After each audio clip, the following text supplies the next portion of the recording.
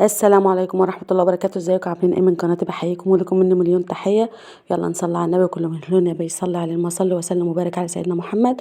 زي ما انتم شايفين كده انا حطيت كيس خميرة وحطيت يجي 5 6 معالق كده سكر، وحطيت حوالي نص كوباية مية دافية. تمام، مية دافية عشان الخميرة تخمر. بصي، وغطيتها مفيش 10 دقايق بتلاقيها اتخمرت كده. يعني ايه اتخمرت؟ بتلاقيها فقفقت كده والبكتيريا بتاعتها اشتغلت وايه ريحة الخميرة طلعت. حطيت عليها كوباية لبن، حطيت نص كوباية زيت، نص كوباية زيت.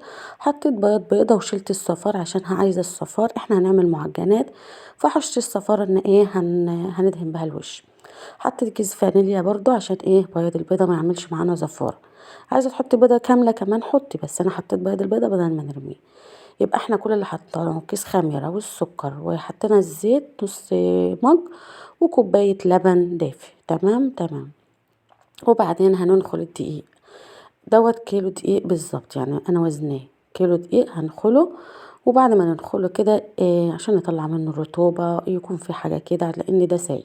والمغلف برضو نفس النظام، مفيش حاجة مضمونة في الزمن ده.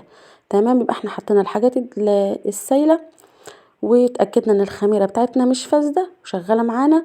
وعملنا الدقيق نخلناه. حطيت كمان كوباية مية دافية.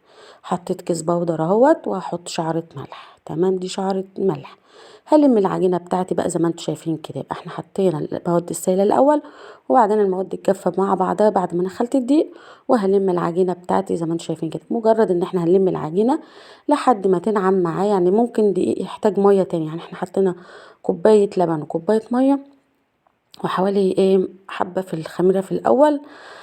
وحاطة جنبي برضو نص كوباية مية، بس ما احتجتهاش لأن حسب العجين ما ياخد مني سواي. لازم تكوني حريصة بقى في المية الأخيرة دي. يعني حطيت جنبي نص كوباية مية بس ما احتجتهاش. بصي العجينة اتلمت معايا وبقت ملبن ازاي. شايفين الجمال؟ طرية وحلوة. بوريها لكم عن قريب اهو. وبلمها كده. قمت حاطة بقى نقطة زيت وقسمتها نصين. قسمت الكيلو دي او العجينه بتاعتي لنصين عشان يبقى معانا نص ابيض ونص بالكاكاو.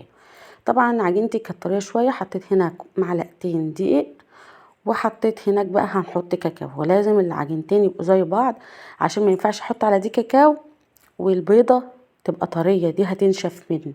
فقمت مزوده لها معلقتين دقيق، وحطيت لها حبه زيت برضو، ممكن معلقه سمنه، ممكن مكعب زبده، حسب الماده الدهنيه اللي عندك او ترتاحي تحطيها. تمام تمام.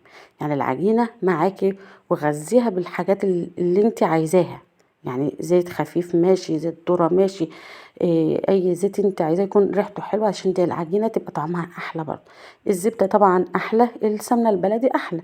بس في ناس مثلا مريضه ما ينفعش تاكل مثلا بسمنه، براحتها تعمل كل حاجه وتاكل اللي هي عايزاه.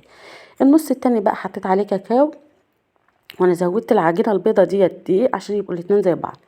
وبرده معلقه سمنه، وايه لحد ما وصلت للون الشوكولاته او اللون البني. يبقى معانا نصها ابيض ونصها بني، وسبتهم يتخمروا. بعد ساعه بقى كانوا اتخمروا، حطيتهم في الفرن. يعني لقيت الفرن وطفيته كده دفيته، ودخلت العجينتين في الفرن. وبعد ما طفيته مش مسويه عشان تخمر معايا يعني، فخمرت وعلي زي ما انتم شايفين كده. هوريكم البن دلوقتي عاليه ازاي، باينه في البن اكتر من البيض. طبعا الاتنين زي بعض لان انا حاولت او اخليهم زي بعض. قسمت بقى الكورتين اللي انا قسمتهم دول لكورتين كمان، بقى معانا 4 كور كده، 2 بيض و2 بن. وهبدأ افردهم. رشيت بقى على الرخامة بتاعتي طبعا منضفاها وغسلاها، رشيت دقيق وفردتها بالفرادة زي ما انتم شايفين كده. لو عندك نشابة بايديكي براحتك. احنا هنفردها مستطيل مستطيل، مش مدورة. حاولي تخليها مستطيلة او مربعة، بس هي مستطيلة احسن. وهفرد النص الكرة الاولانية البيضة ديت، وهفرد النص التاني برضه هوريكم دلوقتي.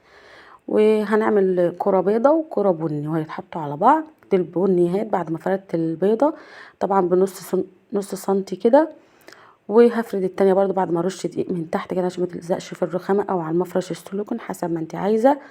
وفردتها، وبعدين هحطهم على بعض كده. انا ببدأ افرد لحد ما تبقى نص سنتي كده، وبرضو على بعض هنفردهم على بعض اهوت. واحاول بخليهم مقاس بعض لسبب ما انا زودت البيضة شوية اهو، عشان البيضة تبقى مقاس البني زي ما انتم شايفين كده. كده بدأت ان انا اخليهم زي بعض واحرفهم على بعضها. بشد البيضة عشان ايه تبقى البني عليها ويبقوا الاتنين مقاس بعض. كده بزود برضو الفرد اهوت بحيث ان هي ما تبقاش تخينه عشان في السوا ما تبقاش تخينه مني وتاخد وقت زياده في السوا. كل ما نفردها كل ما يكون احسن. كده فردتها زي ما انتم شايفين كده يعتبروا زي بعض. دي شوكولاته بقى ميكستيلا انا كنت شارياها. ممكن تحطي بقى شوكولاته لو عندك سما دريم اي شوكولاته عندك. اي شوكولاته قابله للدهن يعني او للحشو بتاعه الحشوات. حطيتها في النص وهنقفل عليها الحرف كده وبعدين الحرف التاني فتحته عملت شرايح زي ما انتم شايفين كده بالعجله او بالسكينه. تمام. بالسكينه هتتقطع عادي. وقفلت بقى الشوكولاته زي ما انتم شايفين كده قفلت عليها من قدام ومن الجناب. وبعدين عملت رول وهلفها على بعضها. الشرايح بقى هبدأ الفها زي ما انتم شايفين كده اهي عشان تدينا الشكل الابيض مع البني اللي انتم شايفينه ده.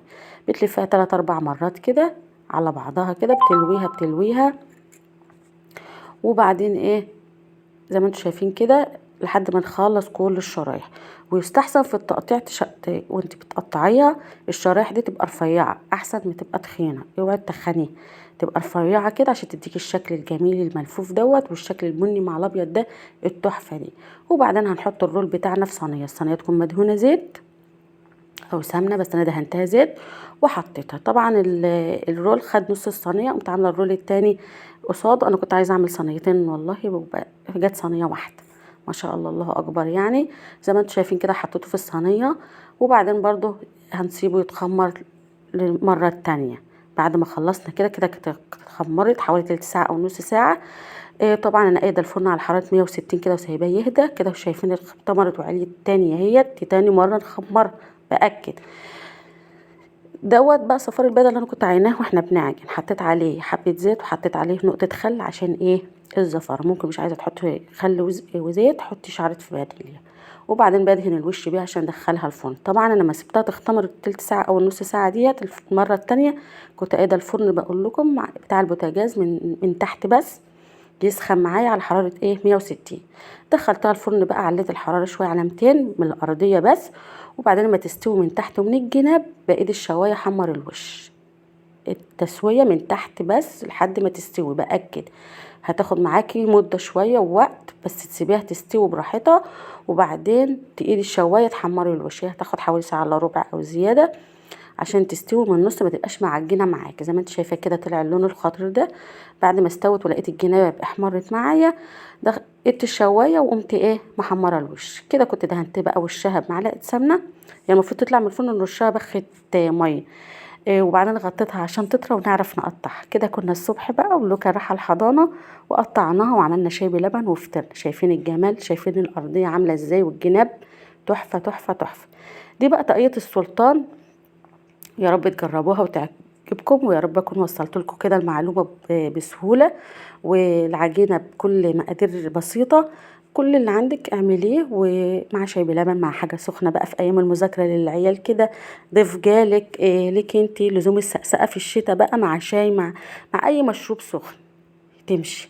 يا رب يكون الفيديو عجبكم والطريقه عجبتكم وما تنسوش تدعمونا بكده باللايك.